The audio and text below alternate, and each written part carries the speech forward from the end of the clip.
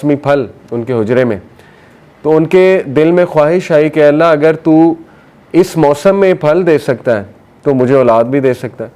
तो बात वही है ना कि जैसा अल्लाह से एक्सपेक्ट किया वैसा अल्लाह सुब्हानहू व तआला ने दिया। तो हज़रत ज़करिया की मिसाल हमारे सामने, हज़रत इब्राहीम उन्हें बेटा देके फिर बेटे से भी आजमाया, यानी आप देखें इतना लेट एक तो बेटा हुआ, उसके बाद कहा कि इसको ज़िबा कर दो, यानी अल्लाह की राह में इसको कुर्बान कर दो। तो ये कुछ छोटी मिसाल तो नहीं है, ये तो हम तो सोच भी नहीं सकते इस तरह के टेस्ट के बारे में कि औलाद हो और उसके बाद उसी औलाद को जो है अल्लाह की राह में कुर्बान करने की आजमाइश ली जाए। और फिर बाप से टेस्ट किया, सबसे बड़ी बात, बाप टॉक्सिक फादर था ना, सीधी सी बात है। क्या कहता था कि यहाँ से निकल जाओ, दफ़ा हो जाओ, नहीं तो मैं वैसे ही तुम्हें मार दूंगा, संसार कर दूंगा, कत्ल कर दूंगा। तो हर नबी की स्टोरी में आपको एक ऐसी मिसाल मिलेगी कि इंशाल्लाह जिससे एक तो आप रिलेट कर जाएंगे अपने टेस्ट के हवाले से, दूसरा ये कि आप कहेंगे कि मेरा तो टेस्ट कुछ भी नहीं, अंबिया को तो किस लेवल पे उसका पैरामीटर क्या था उस टेस्ट का, वो तो हम सोच भी नहीं सकते। तो बाप से आजमाया। हज़रत अयूब की मिसाल है बीमारी से आजमाया, और वो कोई छोटी बीमारी नहीं थी, वो पता नहीं कोई 15-20 साल की बीमारी थी। रवायात में आता है इतना अरसा वो बीमारी चली कि सब छोड़ गए, हज़रत अयूब को सब छोड़ गए और उनकी बीवी उनके साथ थी।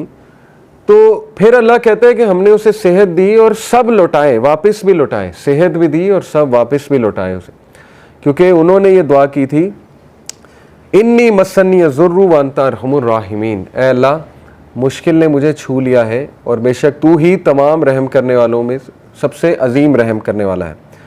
तो अल्लाह को ये दुआ पसंद आई। इसी तरह शैतान के बारे में उन्होंने कहा था ना कि अल्लाह शैतान ने मुझे जो है वो शैतान मुझे गम दे रहा है, ये भी हज़रत अयूब की जो है वो दुआ है। शैतान मुझे डिस्ट्रेस कॉज करता है, गम देता है, क्योंकि ज़ाहिर है शैतान फिर नेगेटिविटी तरह तरह के वसवसे डालता है जब इंसान की ज़िंदगी में कोई कमी हो।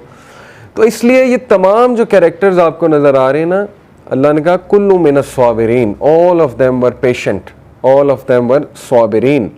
तो सब्र क्या है, सब्र के तकाजे क्या हैं और सब्र कब किया जाता है, इंशाल्लाह हम इस पर आज बात करते हैं। सब्र एक बहुत कॉम्प्रिहेंसिव कॉन्सेप्ट है, बहुत ही जामे कॉन्सेप्ट है, जो कई चीज़ें उसमें आ जाती हैं, कई एट्रीब्यूट्स। एक उसमें आती है परसेवरेंस। परसेवरेंस कहते हैं बर्दाश्त को, जमे रहने को, खड़े रहने को। यानी ठीक है गम आ रहा है, लेकिन ये कि एक बंदा अपनी सेंसेस में है, कंपोज्ड है, जमा हुआ है, खड़ा हुआ है वहाँ पे, इसको परसेवरेंस कहते हैं। बहुत बड़ा एट्रीब्यूट है ये। एंड्योरेंस, एंड्योरेंस भी ऑलमोस्ट परसेवरेंस का ही आप कह लें एक साइनोनिम है। एंड्योर करना, यानी इसको अगर मैं ज़रा डिटेल में आपके सामने डिफ़ाइन करूँ, एक मिनट में आपको ज़रा इसके एग्जैक्ट बताता हूँ जी। स्ट्रेंथ के साथ जमे रहना, रेजोल्यूशन के साथ, स्ट्रेंथ के साथ, स्टेमिना होना। स्टेमिना मांगे अल्लाह से ना, सब्र में स्टेमिना भी होता है, ठीक है ना। आप पे कोई मुश्किल आ गई, अब आपको उसका स्टेमिना चाहिए, उस मुश्किल का मुकाबला करने का। आपको नहीं पता कहाँ से आ गई, लेकिन बस आ गई। फोरबीरेंस, फोरबीरेंस बहुत स्पेशल फॉर्म है, और फोरबीरेंस से एक तो मुराद है रिस्ट्रेंट, अपने आप को काबू में रखना। देखें ये तीनों मुख्तलिफ चीज़ें, परसेवरेंस है जमे रहना, एंड्योरेंस है कि स्ट्रेंथ होना आपके अंदर स्टेमिना होना, और फॉरबीरेंस है कि काबू होना, यानी को मुंह से अल्फाज ना निकाल देना या गुस्सा ना शो कर देना, ठीक है ना। This is called endurance. ये भी सब्र का एक तकाजा है, एंड्योर करना, मुश्किल हालात को एंड्योर करना। ओके, उसके बाद इसमें आ जाता है डिलीजेंस। डिलीजेंस से क्या मुराद है? डिलीजेंस से बेसिकली मुराद है कि केयरफुल होना। किसके बारे में केयरफुल होना? अपने एक्शंस के बारे में केयरफुल होना, हवास बाख्ता होना। हवास बाख्ता कह लें, या इसको मैं कहूँगा कि कॉन्शियस होना, अपने अमाल के हवाले से, अपने एक्शंस के हवाले से कॉन्शियस होना, दैट इज़ डिलीजेंस। और रीस्ट्रेंट, रीस्ट्रेंट अगेन उसको काबू करना ही कहते हैं, लेकिन यहाँ पे रीस्ट्रेंट से मुराद है कि अपने तमाम जिस्म पे और अपने अल्फाज पे, हर चीज़ पर जो है वो काबू रखना।